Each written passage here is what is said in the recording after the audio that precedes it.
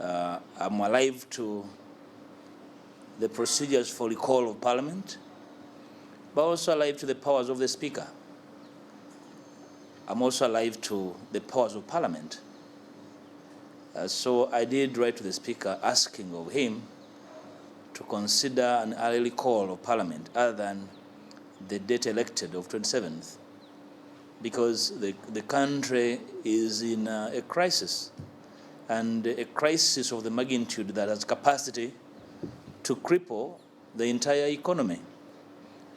And while that is happening, key government players are speaking in tongues, and none of them is communicating in a manner that can reassure the people of Uganda that tomorrow is going to be better.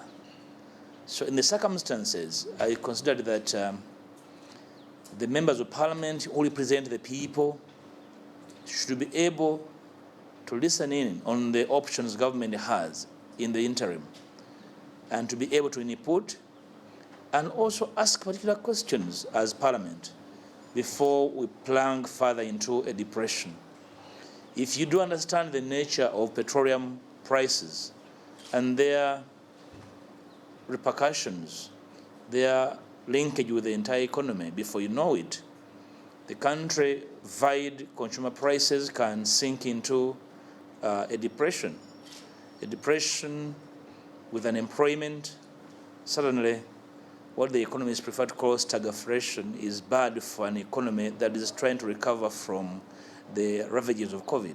So Parliament needs to immediately convene and be briefed initially on what the government is doing, and also make an input, because I know members of Parliament coming from various places must be sharing into the challenges their constituents are confronting on a daily basis.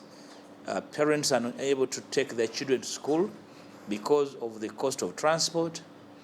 I had the Prime Minister advising motorists to not to buy fuel from those petrol stations that are charging highly. And I wanted the Prime Minister to advise motorists where they can find that cheap fuel supplied by government from its reserves, before she can advise the country to ignore the high prices at petrol stations. In the fact that government has no reserves, the Prime Minister is indictable in simply speaking out of turn without being particular. Can she then announce the actual price if she's telling citizens to ignore those petrol stations that are charging them highly? Can she announce the official government price for petroleum products? Short of that, I can say without fear of contradiction that the Prime Minister, with due respect, is clueless on what is going on in the country, and therefore Parliament probably would be the better platform for her to pick advice and go and act responsibly. It's negligence of the highest order for government and government officials, for each to speak out of turn. I am aware that part of the problem emanates from the red tape at the border. You have UNRWA weighing trucks, you have URA taxing fuel, you have National Bureau of Standards marking the petroleum products, you have Ministry of Health testing the drivers. So all these really require some level of imagination when a country is facing a crisis. And I'm shocked that the entire regime and its network has no imagination on how to deal with this. So those and more are the reasons why I believe Parliament should sit immediately and have this addressed by members of Parliament on behalf of their people.